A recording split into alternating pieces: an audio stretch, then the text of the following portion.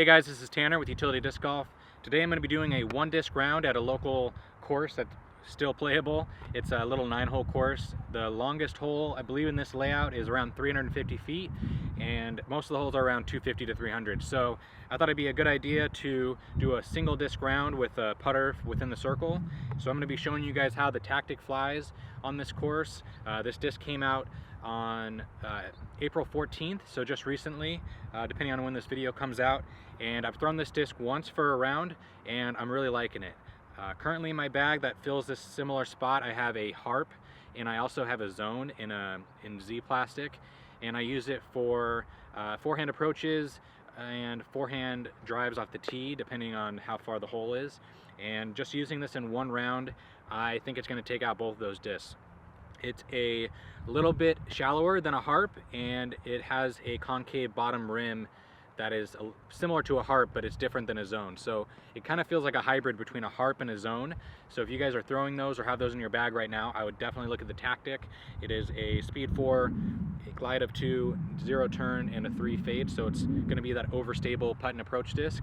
And I'm going to show you how it flies today at Westmoreland Disc Golf Course. So we're on hole 1 right now. It is in the short position. It is 113 feet. This is my first throw of the day. It's kind of cold out and I haven't warmed up. So do those disc golf strong workouts and hopefully I can get a good throw on my first one.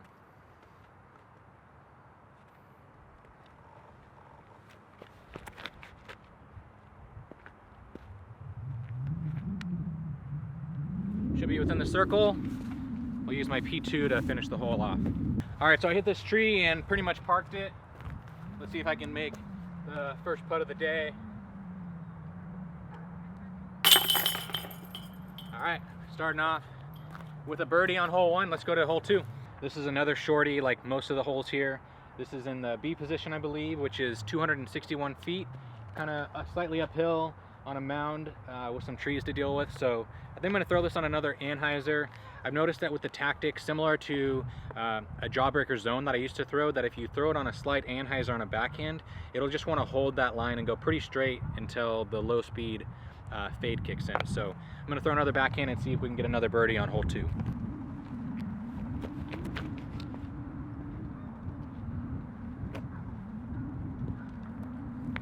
Not bad, held that line the whole way. Should be in the circle for another putt with the P2. All right, so parked another one. This is another, I don't know, probably 15 footer. We'll see if my perfect putting 360 has been paying off.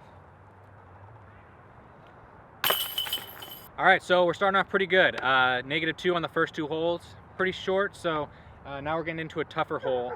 I believe this is in the B position, so about 280. It might be 280. But if you look ahead, you can see there's some trees in front of the basket that you kind of have to hyzer over. So I'm going to try to use the stability of the tactic, throw it on a slight hyzer on the right side, and have it just gradually work its way back to the basket and see if we can get another birdie. Maybe we can go neg 9 on this little 9-hole course. Let's see. It's into a slight headwind.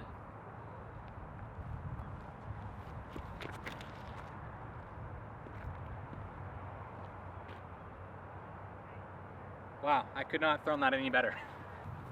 Well, pretty much parked it.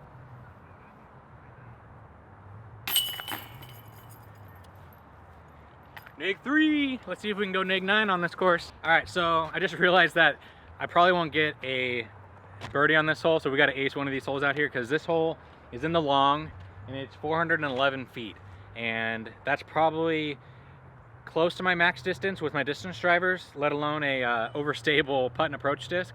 So let's see if I can get with pretty close and maybe throw it in, or I don't know, maybe I'll get a nice flex out of it and put it within jump putt range or something. So this is going to make or break our round, I think.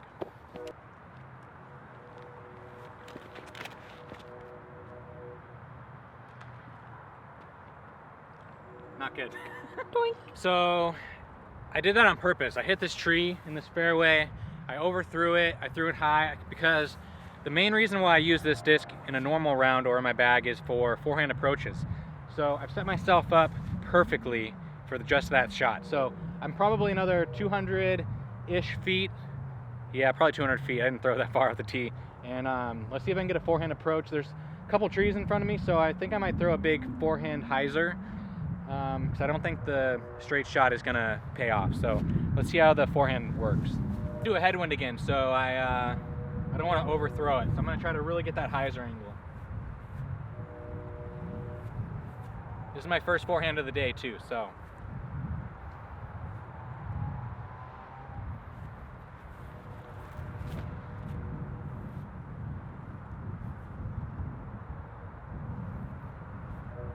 Not that good. So I have the distance with my first forehand of the day. I didn't throw it on a hyzer as much as I should have, and it was into a headwind, so it kind of just stood up and went straight. I'm hoping you guys can see how this disc flies, because I'm trying to show you guys the different shot shapes you can do, as well as trying to shoot a good round.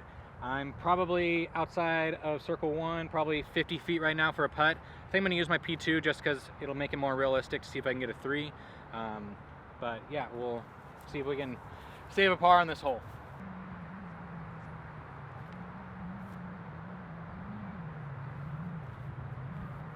That was just an extra shot. I'm actually going to throw the forehand tactic on a nice little anhyzer, and it's going to go right in the basket just to show you guys some more shots.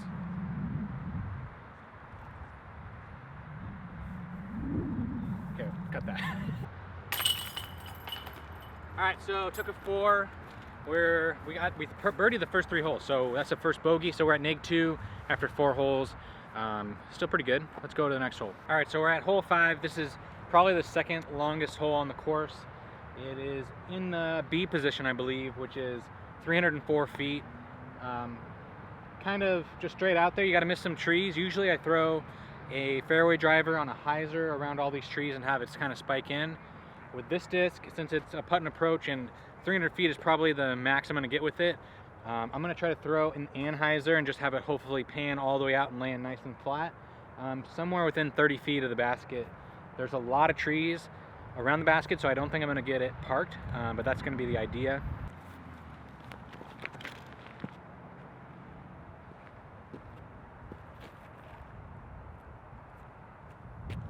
Didn't get over on it enough, but we're within that nice approach distance where most people probably use this disc, so it'll be a good way to show you guys how this works. All right, so didn't get over on enough for the park job, but we are sitting about probably 130 feet away, if I had to guess, from the basket, and this is where I use this type of disc, the harp, the zone. Now the tactic kind of fits into that same category. This is where I use that disc all the time. So I'm going to throw a forehand on the outside because that's the biggest opening I have to try to get a birdie, and hopefully I just kind of come around that pine tree and lay it up within a nice putting distance that I can make it, which is usually about 10 feet. So let's see if I can do it.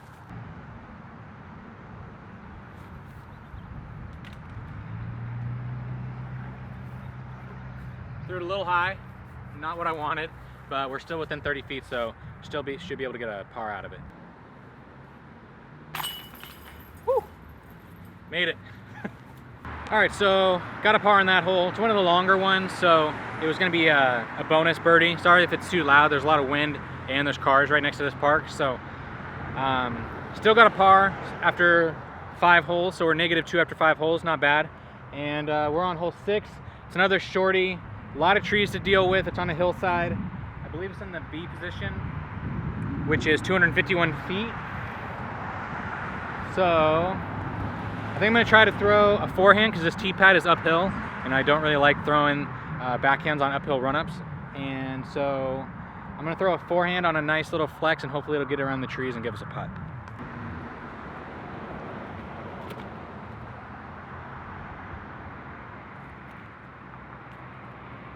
That's a putt.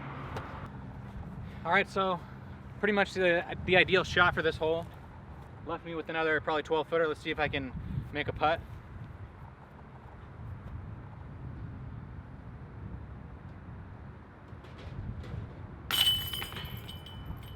Neg 3.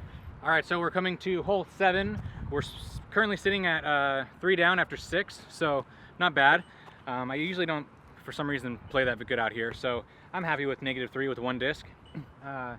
This hole is in the long position, so it's 296 feet.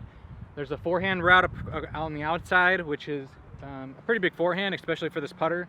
And then there's a nice backhand hyzer, which I think this putter is made for. So It's a tailwind, slightly downhill. I'm gonna see if I can give enough air and hopefully get within the circle, hopefully park it ideally, and see if we can get another birdie.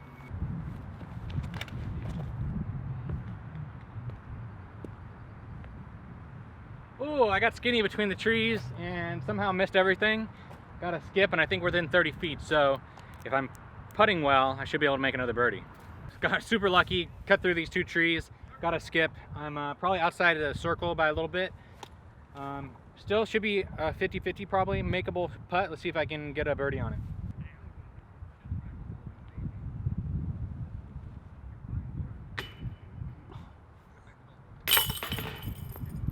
Another par, still at -3 after 7, so 2 more holes to go. We got a little backup, so I'll see you guys in a sec.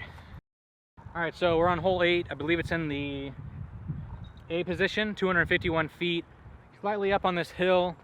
There's a little tunnel of trees, branches you have to kind of throw out of, so it is a little bit technical, and there's a tree right before the basket, so I'm going to try to throw something on the outside, and hopefully that low speed fade of the tactic is going to come back close to the basket and give me a putt. If you guys like this style video, please hit the like button. This is more of like a vlog style disc review, and I can do a lot more of these since I'm really close to this course. So leave a like if you like the video, and leave a comment if you want to see me do more. If you guys want to try out the tactic for yourself, I have a bunch of these still on utilitydiscgolf.com. So we have some of the Evolution Primal runs, which are the first runs. I still have a couple of those, I believe, at the time of this video, and a couple of these colors. The gray one is probably my favorite. They all come out in this kind of a swirly plastic.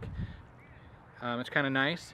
So they have it in gray, white, pink, blue, and I believe black for the first runs. So that's how the Evolution line works. It looks like these guys are finishing up, so let's see if I can get a birdie on this hole. I'm going to try not to get so close to the camera next time, but I'm going to throw highs on the right side.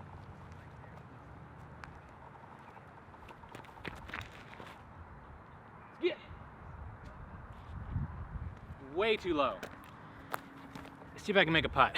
All right, so I threw it way too short, or way too low, so I hit the edge of the hillside with a tailwind putt uphill, probably 60 feet. I'm going to see if I can jump putt it in, see if my Kevin Jones jump putt is going to work today. Quit licking your fingers, Bo. Corona's out there. Corona!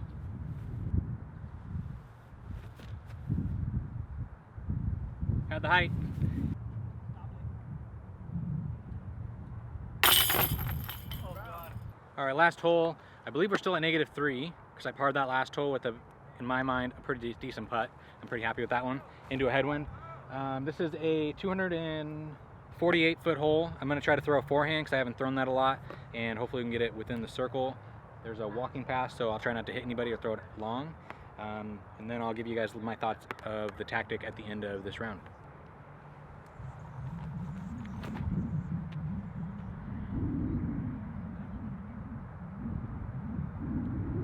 Puttable. Not a run like I wanted it. All right, so about 25 feet. Let's see if I can make the last putt and be -4 on 9.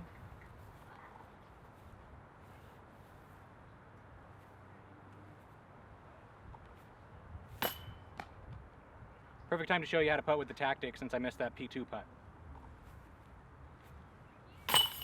Right in the heart. Perfect putter. All right, guys, so I hope this quick one disc round helped you see if the tactic might be right for you. Like I said before, it feels like a harp as far as the bottom rim, but the profile as far as how deep it is, to me it feels like a zone. In this Exo hard plastic, it feels like a jawbreaker zone or one of those stiffer, durable kind of baseline plastics. It's definitely going in my bag. I think it's going to take out the harp and the zone because I do have those two in my bag right now for drives off the tee and for upshots, and I'm really liking this disc. If you guys want to get your own, again, check out utilitydiscgolf.com. If you guys like the video, please leave me a like. If you want to see more videos like this where I'm going around the course and just showcasing you how the disc flies for me, I'd be happy to do it because the videos with the shot trackers take a lot more time to edit, even though you guys like seeing those lines behind the disc. Sorry we couldn't zoom in on the shots a little bit better. I just upgraded this camera. I've not got a telephoto lens yet, so that should be improved in the future. I hope you guys are liking the quality of the video right now though. Again, thanks for watching. Until the next video, stay fly.